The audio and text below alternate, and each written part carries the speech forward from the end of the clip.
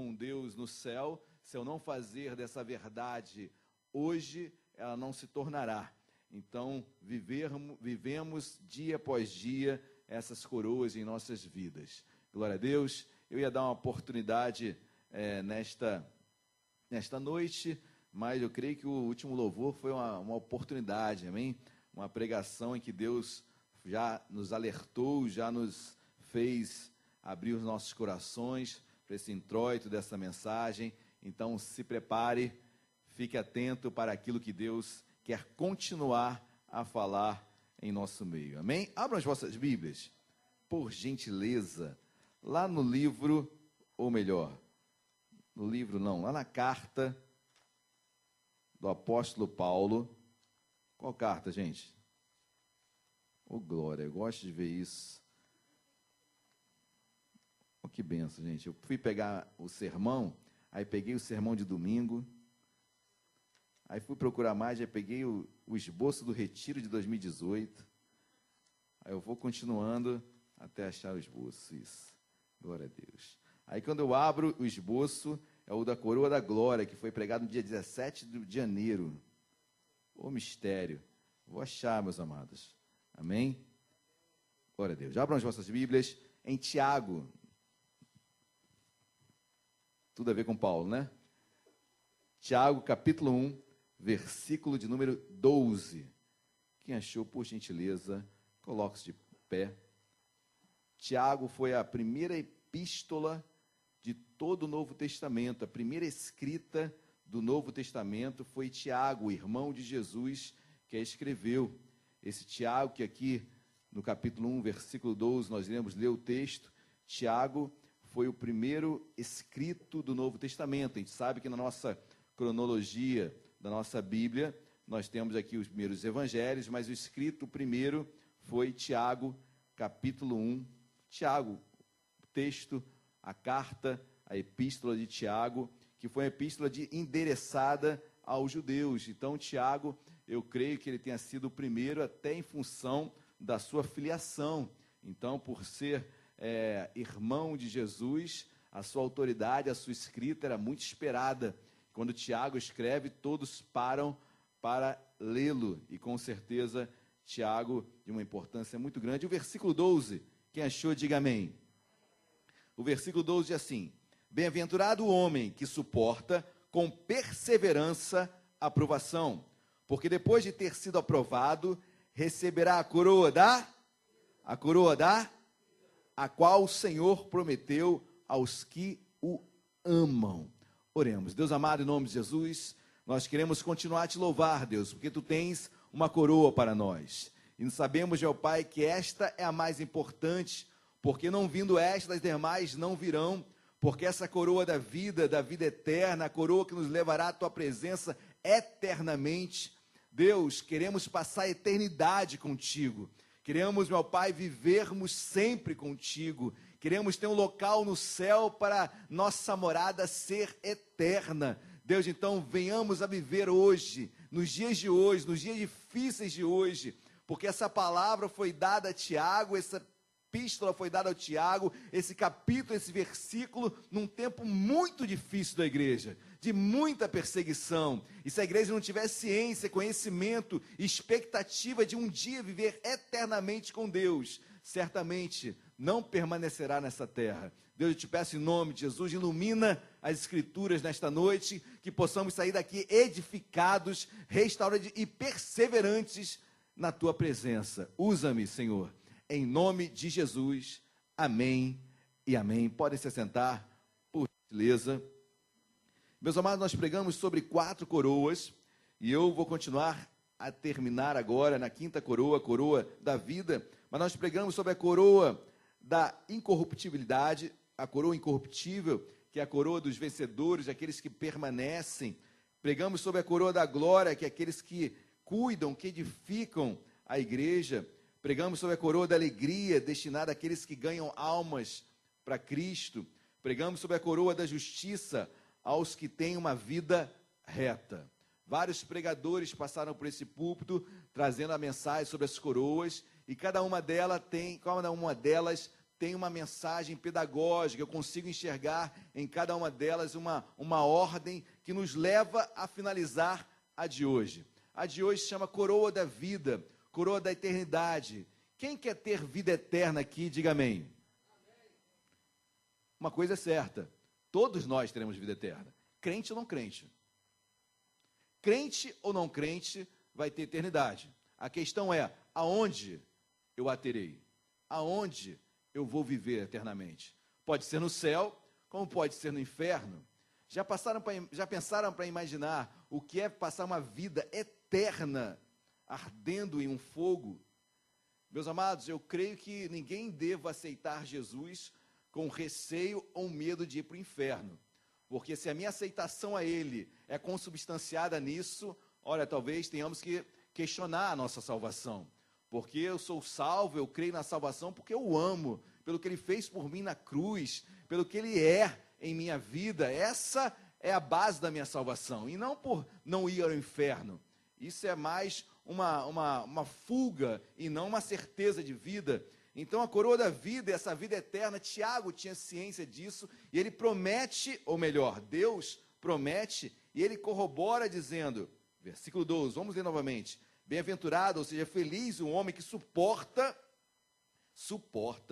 com perseverança a provação, porque depois de ter sido aprovado, receberá a coroa da vida, a qual o Senhor prometeu aos que o amam. Então a promessa é algo futuro, é algo que vai acontecer. Então essa coroa da vida, essa coroa da eternidade, um dia eu vou ter quando Deus me chamar, seja pela morte física ou pelo arrebatamento. Mas um dia eu terei, nós teremos essa vida eterna. A vida eterna é uma expectativa. Eu costumo e trago uma analogia ao direito. O direito, por exemplo, estamos em tempos de reforma da Previdência, né? Eu tenho, por exemplo, quase 20 anos de serviço público, mas se a Previdência mudar, eu tenho uma expectativa de direito. Eu não tenho direito adquirido ainda à aposentadoria, não completei ainda o período.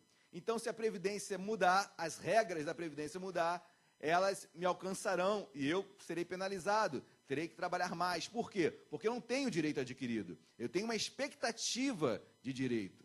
Assim a salvação, nós somos o quê? Como Jesus nos chama? Noivas, não é isso? Nós somos a noiva de Cristo. Noiva é o que é?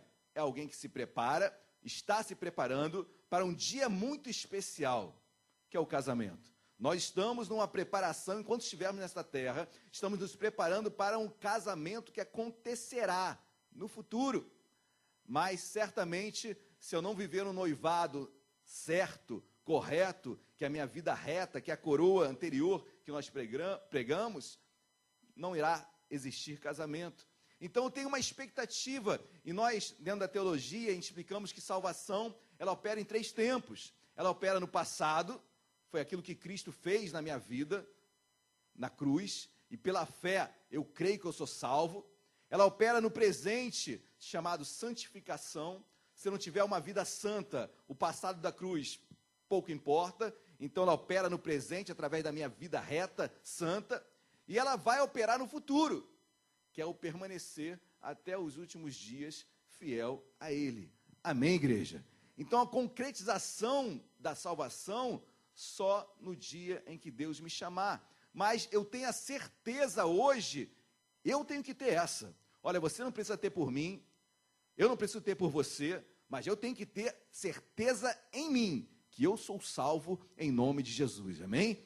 Eu trago à existência isso, porque se eu não viver assim, eu vou ser falho até o dia em que Deus me encontrar. Quando eu falo falho, todos nós somos, mas eu falo da falha inconsequente, com a falha de não querer nem querer melhorar, de deixar ser assim mesmo. O homem de Deus não pode ser desta forma. O homem de Deus luta com as suas imperfeições e busca a cada dia trazer cada vez mais perto a perfeição que só no céu nós alcançaremos. Amém? Então Tiago, ele começa a trazer essa mensagem de vida eterna, essa promessa que aconteceria.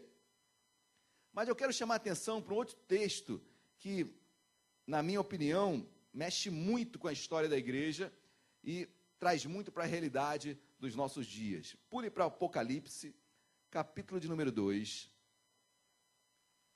Apocalipse, capítulo 2, a partir do versículo 8, Deus faz uma promessa semelhante, para não dizer idêntica, a que Tiago menciona no capítulo 1, versículo 12. Mas de Apocalipse, capítulo 2, versículo 8, Deus vai falar de uma igreja. Foram mensagens para 7 igrejas, mas uma é destacada, e o nome dela se chama Esmirna. Meus amados, eu quero que você se encontre ou se coloque hoje como Esmirna. Eu quero que você se coloque no lugar dela, para que você venha entender a riqueza que aquela igreja tinha. E a igreja, eu não falo igreja física, eu falo eu, você, cada um de nós. Versículo 8 diz assim: ao anjo da igreja em Esmirna escreve. Anjo, no grego, ângelos, mensageiro, ou seja, era o mensageiro, era o pregador, era o pastor, era o missionário, aquele que iria pregar no momento. Então, uma mensagem que Deus estava dando ao mensageiro, ao pastor daquela igreja, que Esmirna havia um bispo chamado Policarpo, guarde esse nome, ok? Policarpo era o bispo da igreja em Esmirna, em um determinado momento da história da igreja em Esmirna. Esmirna era uma cidade localizada na Ásia Menor, e ela ficava muito próximo a Éfeso, e havia uma disputa muito grande entre Esmirna e Éfeso, qual seria a cidade mais importante da Ásia. E Esmirna levava vantagem, porque Esmirna tinha o maior porto da Ásia. Esmirna era chamada da flor, a coroa, olha a coroa, chamada coroa da Ásia, era uma cidade riquíssima, ou seja, Esmirna se sobressaía em relação às demais localidades. Esmirna tinha uma proeminência maior ali na Ásia Menor. Você vai entender o que eu estou falando, porque é importante eu entender o contexto da cidade, para entender como Deus chama aquela igreja, como Deus fala com aquele povo. É importante eu saber disso, porque Deus aproveita a história da cidade para falar com cada um de nós. E assim é o ser humano até os dias de hoje. Eu me lembro quando eu pregava, quando eu dirigia a igreja na comunidade dos macacos, eu aproveitava situações locais, eu aproveitava a vida das pessoas, a contextualização do local, para trazer a mensagem. Ou seja, eu trazia vida para aquilo que as pessoas estavam passando, assim como nos dias de hoje. Acabei de falar de previdência, acabei de falar de algo do direito, ou seja, situações que nós vivemos no dia a dia, para que a palavra encontre eco, para que a palavra não fique solta. E Jesus, aproveitando o contexto daquela cidade, ele começa a falar com a igreja que ali se localizava. Então, abre o seu coração, olha que diz versículo 8 ainda. Ao anjo da igreja em Esmirna escreve: estas coisas diz o primeiro e o... Ou seja, o que Jesus está falando, olha, aquele que escreve, que sou eu, Cristo, eu sou o primeiro e o último, ou seja, eu sou o início e o fim, não existe meio, eu sou tudo. Não adianta a briga Esmirna, aproveitando, e a igreja sabia o que era isso, porque a cidade vivia isso, essa briga de ser a primeira cidade da Ásia, e a igreja, quando recebe essa mensagem, ela sabia o que era uma disputa, e à mesma hora Deus se apresenta: olha, eu sou o primeiro e o último. Igreja, olha, eu sou o único.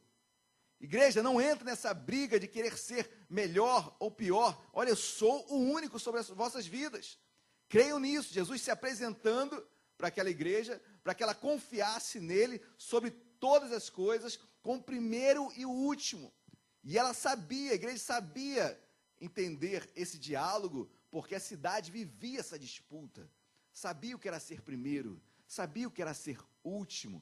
Mas Jesus fala: olha, feche isso tudo, porque eu sou tudo em vossas vidas. E aquela igreja recebe essa palavra com certeza de saber o que é viver aquilo, saber o que é uma disputa, saber o que é uma derrota. E Jesus fala: eu sou tudo, não existe nada no meio, eu sou o primeiro e o último. Amém, igreja? Assim em nossas vidas. Então indagamos tantas coisas, pensamos tantas coisas, mas Jesus é o primeiro e o último. mas será que não tem uma outra saída? Será que não tem uma outra solução?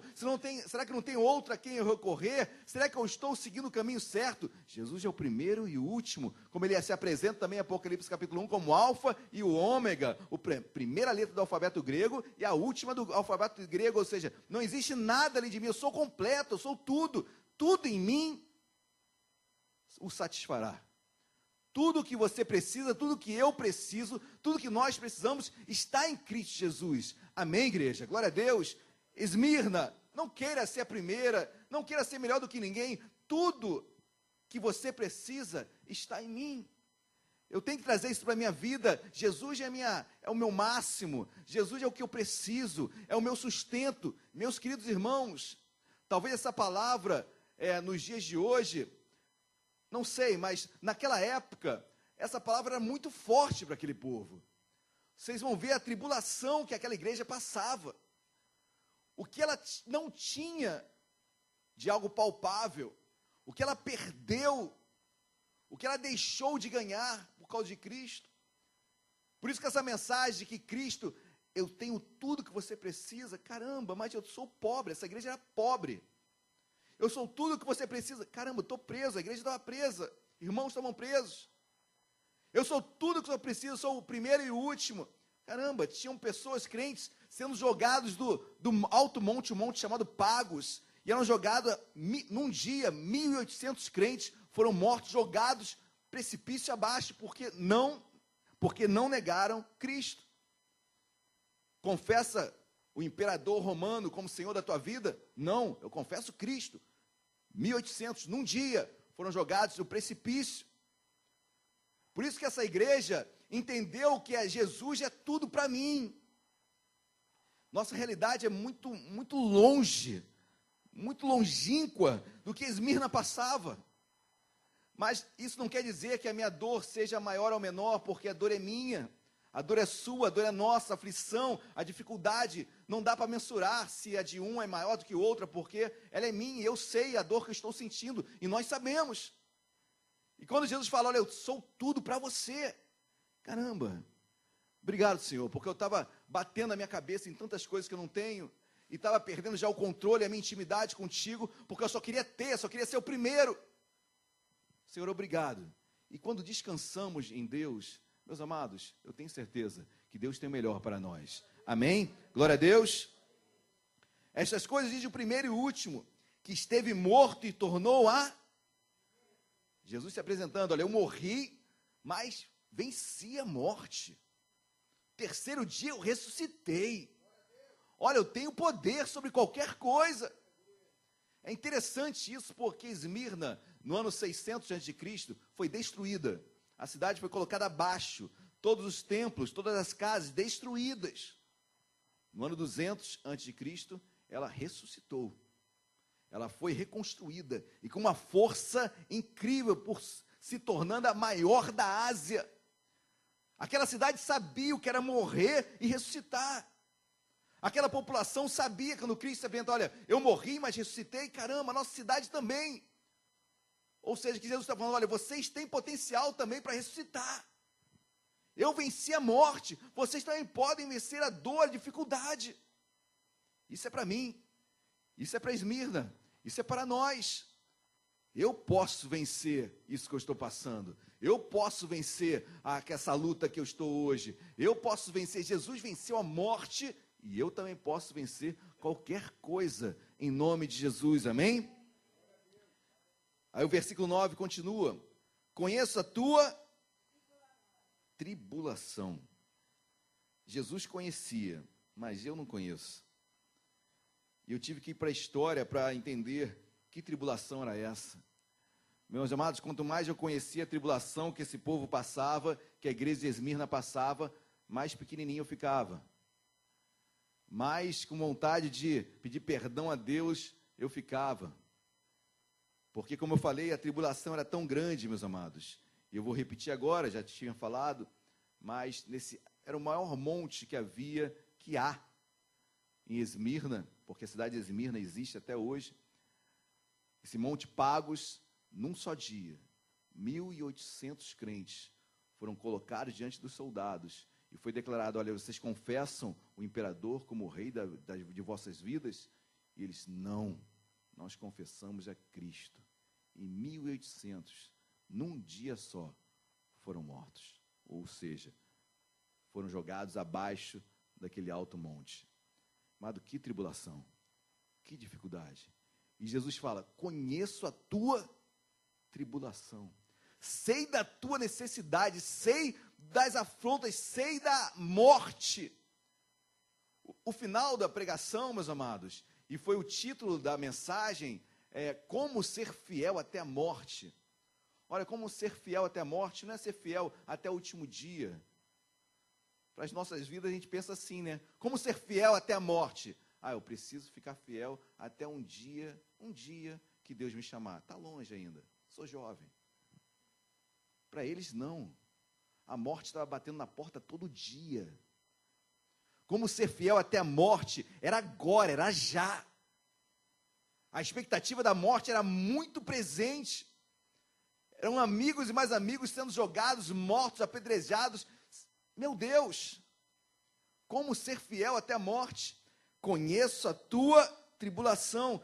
Graças a Deus, amém? Deus conhece a tua luta, Deus conhece a tua tribulação, Deus conhece a tua dor, Deus nos conhece. Deus sabe da minha dor. Isso é um alívio, isso é um conforto que eu tenho no meu coração, mas não os eximiu da morte. Como Deus nos encontrará no dia da nossa morte? Conhecer a tribulação não quer dizer que eu estarei isento delas, nem isento de perecer. Mas se assim for, que a minha fé esteja pautada no Senhor, amém? Coroa de vida eterna, coroa eterna Deus tem para nós, amém? Conheça a tua tribulação, a teologia da prosperidade agora deve se matar, né, com isso, né? Porque das 7 igrejas do Apocalipse, apenas 2 não receberam reprovações. Filadélfia e Esmirna. Vocês, Esmirna, aos olhos de Deus, é uma igreja praticamente perfeita. E era pobre. Conheço a tua pobreza. Meu amado, por quê? Pastor, porque todo crente é pobre? Poxa, não tem crente rico não, pastor? Não. Presta atenção, para você entender melhor. Conheça a tua pobreza, porque eles eram tão crentes, que se não negassem a Cristo, suas casas eram roubadas, as pessoas, se não aceitassem suborno, perdiam seus empregos. Ser crente naquela época era sinônimo de perda de emprego, era sinônimo de ser roubado. Eles eram perseguidos. Os crentes eram pobres por causa da sua fé, não negarem Cristo, não aceitarem corrupção, não aceitarem qualquer tipo de situação para abonar uma conduta errada. Não, eram homens de Deus. E conheço a tua pobreza. Amado, hoje, falar em crente pobre é quase dar cruz para eles, né? Então, muito pelo contrário, essa igreja de Esmirna era uma igreja que passava por dificuldades financeiras. Você pode passar por dificuldades financeiras, meu querido, isso não tem nada a ver com a sua vida com Deus. Nada a ver com a sua vida com Deus. Se você tem uma vida reta com Ele, se você tem uma vida buscando ao Senhor, querendo cada dia mais crescer diante dEle, a pobreza ou riqueza não o qualifica como homem ou mulher de Deus, mas sim a sua vida com Ele. Amém, igreja? Glória a Deus. Conheça a tua tribulação, conheça a tua pobreza, mas tu és rico. Aí Jesus olha para dentro do coração daquela igreja, olha, todos dizem que tu és pobre, e materialmente talvez seja, talvez não, mas no coração, na busca a mim, em servir a mim, tu és muito rico. Essa é a verdadeira prosperidade espiritual, essa é a verdadeira teologia da prosperidade. Olha, meus queridos, eu oro e creio que Deus possa abençoar, e oramos para que Deus abençoe sua vida financeira. Se for a vontade de Deus que você enriqueça, glória a Deus por isso. E nós oramos para os crentes que sejam bem-sucedidos em todas as áreas da sua vida, e Deus tem isso também para nós. Mas se não tiver, não quer dizer que eu não seja homem de Deus. Não quer dizer que o denominador comum do crente é ser rico, e por aí a teologia da prosperidade cai por terra, porque ela prega isso. Crente tem que ter uma vida financeira abastada, e nisso ela cai por terra. Eclesiastes vai dizer, vai declarar que, olha, a riqueza é dom de Deus. Se Deus me der o dom de riqueza, eu aceito. Quem aceita aqui o dom de ser rico? Oh, maravilha. Oh, glória a Deus. Compartilha depois, né? Mas é muito bom, todos nós queremos. Mas o contrário não faz de mim menor ou maior do que ninguém. Quem está entendendo, diga glória a Deus. E a blasfêmia dos que a si mesmos se declaram judeus, e não são, sendo antes sinagoga de... Meus queridos, a maior perseguição, quem mais perseguiu a igreja no primeiro século foram os judeus. Aqueles para os quais Cristo veio foram os que mais perseguiram a igreja do Senhor. Posso falar de Paulo, grande perseguidor da igreja. Depois Paulo foi perseguido até pelos próprios judeus. Ou seja, aqueles que mais indicadores tinha para servir a Deus foram os que mais perseguiram a igreja. Até o ponto de Jesus falar, olha, conheço esses que os perseguem, são sinagoga de Satanás. Quem é a sinagoga de Satanás de hoje? São os falsos cristãos, são as falsas igrejas, são aqueles que se apresentam como homem e mulher de Deus, mas tem um caráter terrível, duvidoso, uma postura, uma árvore que frutos são ruins. E você olha, meus amados, foi ontem eu fui almoçar, e eu sentei numa mesa, e na minha frente sentou na época era jovem, sentou na minha frente, jogava até bola com a gente, então sentou na minha frente, ele não me reconheceu. Não sei se eu estava mais gordo, mas também ele também estava mais gordinho. Mas assim, ele não me reconheceu, e ele abaixou a cabeça para orar, e se alimentando, eu estava quase indo embora, eu fiquei mais de pouquinho. Aí toca o telefone. Meus queridos irmãos, misericórdia. Antes eu tivesse saído mais cedo. Mas no telefonema ali saíram uns 3 ou 4 palavrões assim, tranquilos, sem qualquer constrangimento. Aí eu falei, vou sair logo, porque se ele souber que sou eu, vai piorar ainda a situação. Então ele vai ficar mais... Ou não, né? Sei lá, dane-se. Mas eu saí logo ali de fininho. Ou seja, quais são os nossos frutos? E o que mais perseguia, a sinagoga é essa. Tire sinagoga, bote igreja. Aqui fala, sinagoga de Satanás. Você pode botar, igreja de Satanás. Aqueles que parecem lobos na pele de cordeiro, joio em meio ao trigo. Ou seja, que se juntando, parece que não dá para saber quem é, mas o estrago é enorme, enorme. Enquanto estivermos nesta terra, o trigo crescerá com o joio. Ah, pastor, mas é joio. Não sei, não sou Deus. Mas no dia da ceifa, no dia final, Deus fará a separação entre o joio e o trigo. Quem está entendendo, diga glória a Deus. Então não seja Deus. Ah, pastor, não vou ficar porque tem muito joio. Meus queridos, esse julgamento pertence a Deus. Glória a Deus. Versículo 10, olha o que diz versículo 10. E guarde bem esse versículo. Olha o que Jesus diz para aquela igreja, olha o que Jesus diz para nós. Não temas as coisas que tens de... Ai, meu Deus. Pastor, não era para eu ter vindo hoje, não, hein? Já estou sofrendo com tanta coisa. Aí você passa nas ruas, aí vê o slogan da igreja.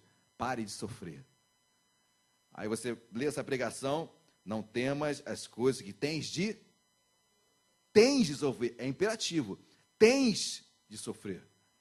Amado, prepara, engole seco e creia. Você vai sofrer. Eu vou sofrer. Nós iremos sofrer.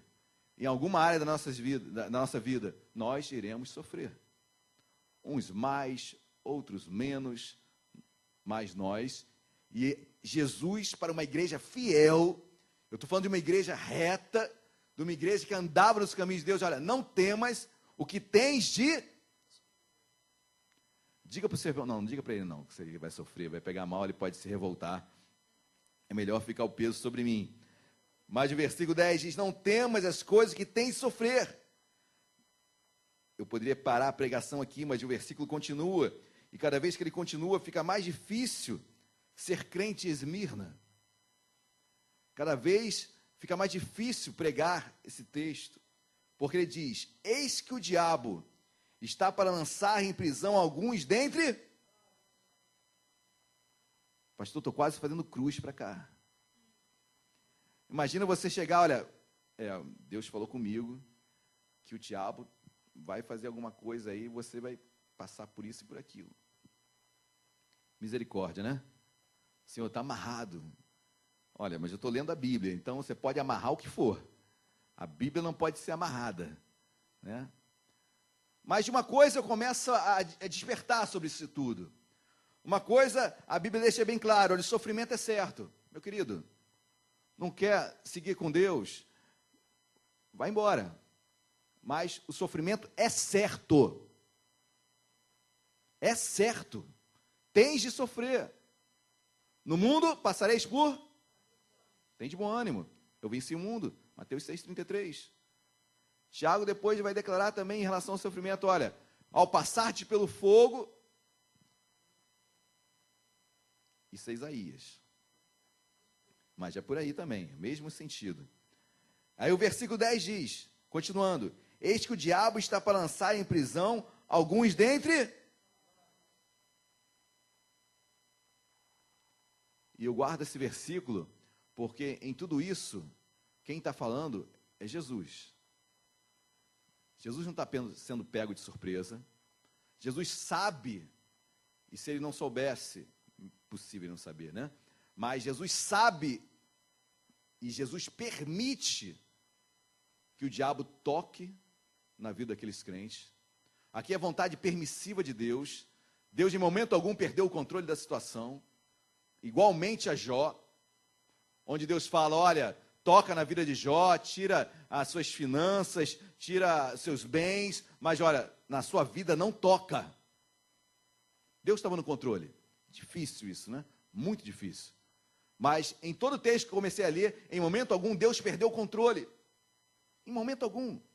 Aí fica o título da mensagem: como ser fiel até a morte.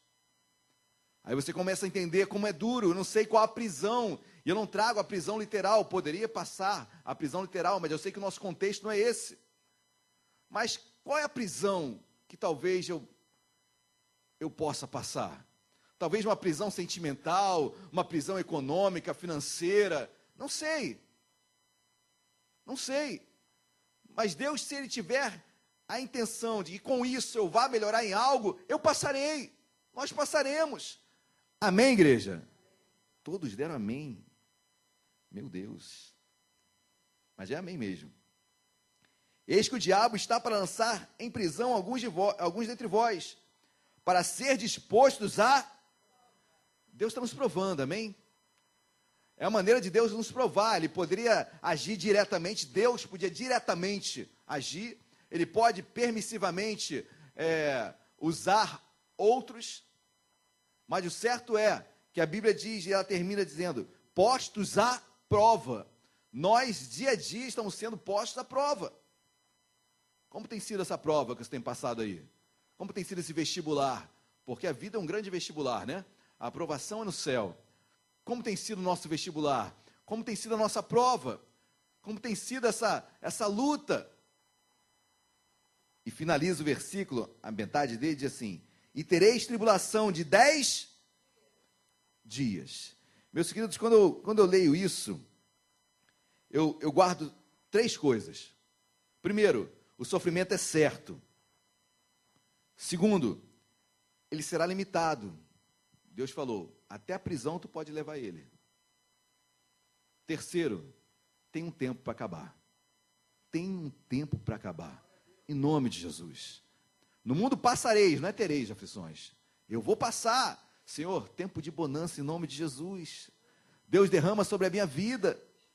Aí quando Davi teve o primeiro momento de bonança na sua vida, quando ele não precisou ir para a guerra, o que ele faz? Sobe no terraço da casa, deseja uma mulher de outro homem, adultera e quase acaba com a sua vida.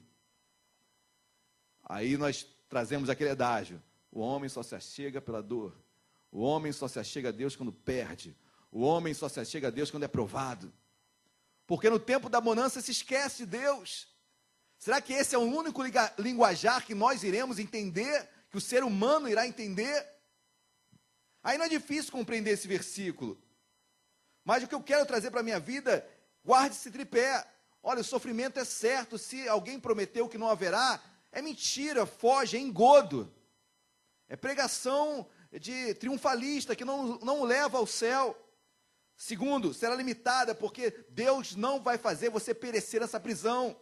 Deus não vai fazer você morrer no que você está passando. Deus não vai deixar você perecer, desistir, desfalecer naquilo que você está lutando. Não permitirá. E guarde o último, que é o mais consolador. Tudo uma hora acaba. Se mantenha fiel, meu amado, que uma hora acaba. Uma hora chega ao fim. Uma hora termina. E Deus te honra. Vai honrar aqueles que permanecerem. Deus vai te honrar. Em nome de Jesus, amém? O tempo da aflição está acabando. Em nome de Jesus. Aí o versículo continua. Ser fiel até a morte. Mas essa palavra é muito forte. Ser fiel até a morte. Eu já expliquei, né? Não é o fiel quando eu estiver velhinho. Para aquela igreja, era o dia a dia. Todo dia, sair na rua, era risco de morte. Não está muito diferente hoje, não. Mas, todo dia, era dia de perseguição mesmo, direta. Aquele homem, aquela mulher. Isso é ser fiel até a morte. Meus amados, algum tempo depois, eu quero ler um texto. O bispo que dirigia aquela igreja, Esmirna, lembre-se que Esmirna era próxima a Éfeso. Éfeso, quem dirigia a igreja, era João. João chegou a dirigir a igreja em Éfeso. João tinha, inclusive, como membresia sua, Maria. Maria era membro da igreja em que João dirigia, que era a igreja de Éfeso. Maria, mãe de Jesus. Mas um bispo chamado Policarpo, ele foi discípulo de João. E ele talvez, enviado por João, vai dirigir a igreja em Esmirna. Essa mesma igreja que tem essa palavra fortíssima. Esse mesmo Policarpo, bispo, quando eu leio esse texto, ser fiel até a morte, esse homem viveu literalmente o que o texto diz. E eu quero ler um trecho da sua fala, que diz assim: o bispo da igreja, Policarpo, discípulo de João, foi martirizado no dia 25/2 de 155 depois de Cristo. Ele foi apanhado, arrastado para um lugar onde ele seria queimado. E o ameaçaram com fogo, dizendo: olha, nega Cristo ou você vai ser queimado. Olha que resposta, meus queridos. Traga isso no contexto da sua vida. Claro que é muito longe do que nós estamos falando, mas certamente tem muito valor. Olha o que Policarpo diz diante da ameaça de ser colocado fogo em seu corpo. Vocês me ameaçam com um fogo que pode queimar apenas por alguns instantes.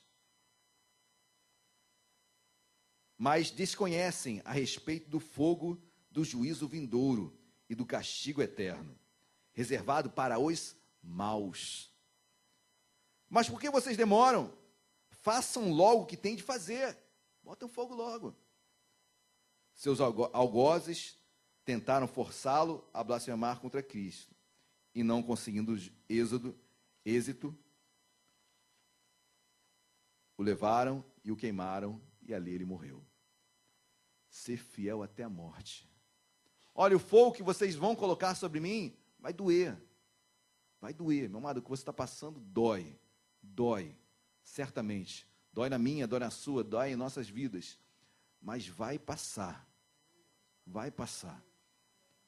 Agora, aqueles que estão fazendo mal contra mim, aqueles que fizeram algo para mim, meus queridos, se conhecessem, ou tivessem ideia do que é um fogo eterno, duradouro, para sempre. É isso que ele fala para os seus algozes. E ele vai além e fala: por que estão demorando? Taca logo. É muita certeza de fé. É muita comunhão com Deus. É muita certeza do quem ele é em Deus e quem é Deus nele. Ser fiel até Aí o versículo termina: e dar-te-ei a coroa da vida. Ou seja, quando eu sou fiel no dia a dia da minha vida, Deus me coroa. Deus tem uma vida eterna para mim. Deus tem algo que vai perdurar para sempre. Meu amado, o dinheiro não compra isso. Olha, nada pode comprar aquilo que Deus vai nos dar eternamente, que é vida, e vida em abundância. Tudo que você está passando hoje, meu amado, não se compara à glória a ser advinda sobre nós. Como Romanos vai declarar isso, capítulo 8, olha, a tribulação, a dificuldade que você passa hoje, não pode ser comparada com a glória a de vir sobre cada um de nós. Será muito maior. Em nome de Jesus, amém? Permanece. Coroa da vida eterna, é permanecer em meio à tribulação. Aí o versículo termina, versículo 11, guarde bem: quem tem ouvidos, ouça o que o Espírito diz o vencedor, de modo nenhum, de nenhum modo, sofrerá dano da segunda. Pastor, tem uma segunda morte? Tem. A segunda morte chama inferno. E o que Jesus fala, olha, ao vencedor não passará pela segunda morte.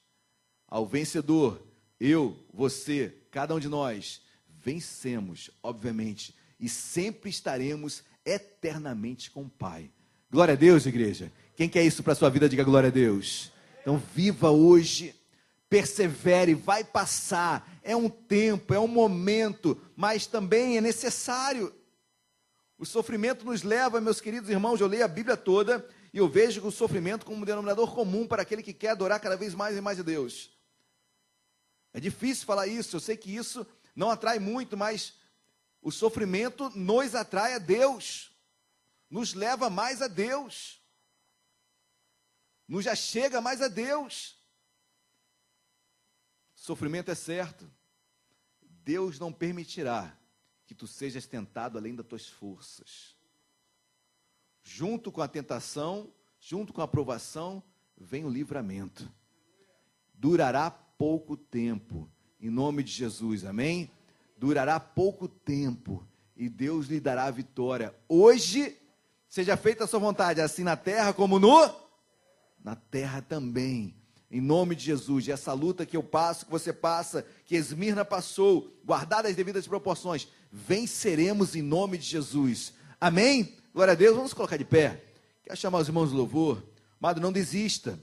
Deus tem uma coroa. Olha, todas as coroas que foram pregadas aqui, elas perdem total sentido se eu não deixar, se eu não me permitir viver essa coroa da vida, essa vida eterna. Essa coroa que Deus tem para nós e que, meus amados irmãos, ela pode ser tirada.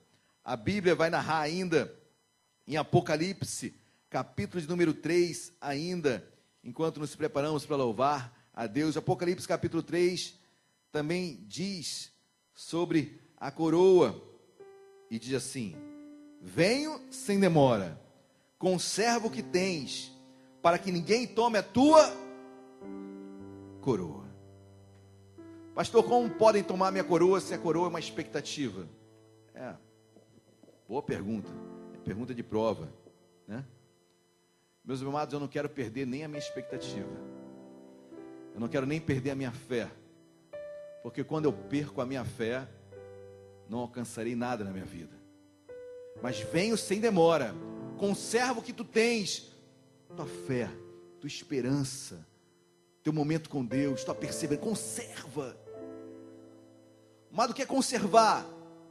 Amado, é difícil você conservar algo, é difícil você conservar um alimento.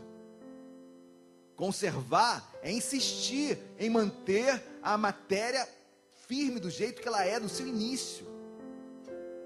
Conserva o que tu tens, conserva o que tu tens, senão até a tua coroa será tomada. Que em nome de Jesus, nesta noite nós possamos meditar: Senhor, em nome de Jesus, me capacita a perseverar, e essa coroa que um dia eu vou ter, hoje pela fé eu já tomo, mas eu sei que um dia será concretizada de fato. Senhor, me ensina, me capacita a passar pelo sofrimento, a passar pela prisão, porque eu sei que vai acabar, eu sei que tem um tempo, Eu profetizo que esse tempo chegue na sua vida o mais rápido possível, em nome de Jesus. Deus sabe até onde eu posso resistir. Deus sabia até onde Esmirna podia ir. Deus sabe até onde eu posso ir. Deus sabe. Ninguém é provado acima das suas forças. Então se mantenha firme, amém? Porque tem força aí, tem fôlego aí, tem ânimo aí, tem fé aí, tem esforço aí, tem zelo na sua vida. Procura que tem mais. Aí em Hebreus já fala, ó, nessa luta não tem resistido até o sangue. Ou seja, nessa luta tem mais para ir, tem mais para você resistir. Pastor, não aguento mais. Aguenta em nome de Jesus, que Deus vai te honrar. Não desiste em nome de Jesus, que Deus vai te honrar. Feche seus olhos. Vamos louvar de todo o nosso coração. Louve com entendimento em nome de Jesus. Chame a atenção dele para a sua vida. Peça para ele, Senhor, olhe para mim. Senhor, inclina o seu olhar para a minha vida. Senhor, me livra do mal. Senhor, eu sei que o sofrimento é inevitável, mas meu Pai, em nome de Jesus, abrevie o tempo. Senhor, olha para a minha dor. Aleluias. Eu sei que sempre estás comigo, Senhor.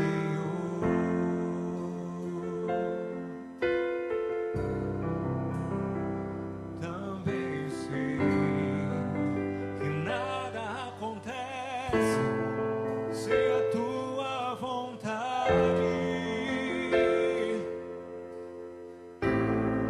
Mas preciso aprender a confiar em ti. Mas preciso aprender a descansar em ti. Tu és meu Senhor.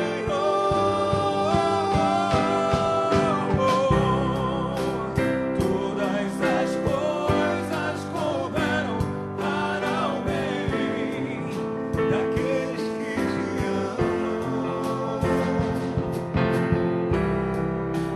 Todas as coisas cooperam para o bem daqueles que te amam. Até o sofrimento. Todas as coisas cooperam para o bem daqueles que te amam. Não importa o que você esteja passando, meu irmão, louve.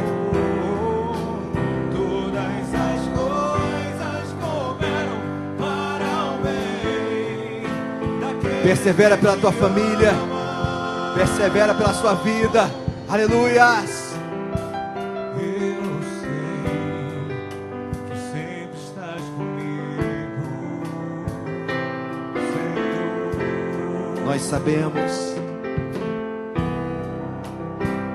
Também sei que nada acontece sem a tua vontade. Mas preciso aprender a confiar em ti. Mas preciso aprender a descansar em ti. Tu és meu Senhor. Todas as coisas cooperam para o bem daqueles que te amam. Todas as coisas. Todas as coisas cooperam para o bem daqueles Mais uma vez, toda a igreja. Até o sofrimento. Todas as coisas cooperam para o bem daqueles que te amam. Deus amado, em nome de Jesus. Todas as coisas cooperam para o nosso bem. O sofrimento, a prisão, a tribulação, a pobreza. Deus, aquela igreja sabia o que era isso. Deus, nós também temos conhecimento. Nós também passamos, na proporção das nossas vidas, algo semelhante. Nós também passamos necessidades financeiras, Senhor. Senhor, tem vidas aqui também que estão passando por tribulações intensas. Deus, tem vidas aqui também, Senhor, que tem prisões na sua alma, prisões dos seus sentimentos. Deus, tem vidas aqui também que tem sofrido bastante. Deus, eu não sei qual a tua medida sobre cada um, não sei o tempo dessa luta, mas de uma coisa nós sabemos, e ligamos na terra para ser ligado no céu, que vai acabar, vai passar em nome de Jesus. Espírito Santo de Deus, Senhor, se possível abrevia o tempo. Deus, dá um fôlego novo para o teu filho, aquele que está pensando em desistir. Deus, dá um ânimo novo, um renovar de ânimo, de alegria, de ousadia, de perseverança, um coragem, ó Pai, em nome de Jesus. Mas venceremos, sairemos daqui sim, com a nossa coroa. O céu é certo, a vitória é certa. Chegaremos um dia, ó Pai, contigo, e receberemos a coroa da vida. A eternidade é uma certeza em nós. Ó Senhor, não há dinheiro que compre isso. Deus, somos ricos em Ti, somos ricos em fé, ricos, meu Pai, sim, em intimidade contigo. Tu és o primeiro e o último, nada, meu Pai, nada está fora de Ti. Tudo que eu preciso, tudo que nós precisamos está em Ti. Obrigado, Senhor, porque Tu és a nossa fonte, Tu és a nossa origem, Tu és o nosso socorro, nosso abrigo, Tu és tudo para nós. Em Ti nós encontramos tudo, Senhor. Em meio a tudo, meu Pai, nós temos a quem recorrer. Jesus, nós Te louvamos, nós Te agradecemos nesta noite, porque cremos na vida eterna contigo. Cremos que há uma morada celestial preparada por Ti, porque assim Tu prometeste para Teus filhos, para os discípulos, para os apóstolos, que prepararia uma morada para cada um de nós. E nós a esperamos, Senhor, a esperamos lutando, conservando o que temos, porque até essa expectativa, até essa coroa pode ser tomada. Deus, salvação se perde, e nós não queremos perdê-la, queremos vivê-la dia a dia, em santidade. Deus, capacita meus irmãos, nos capacita, Deus, a perseverarmos,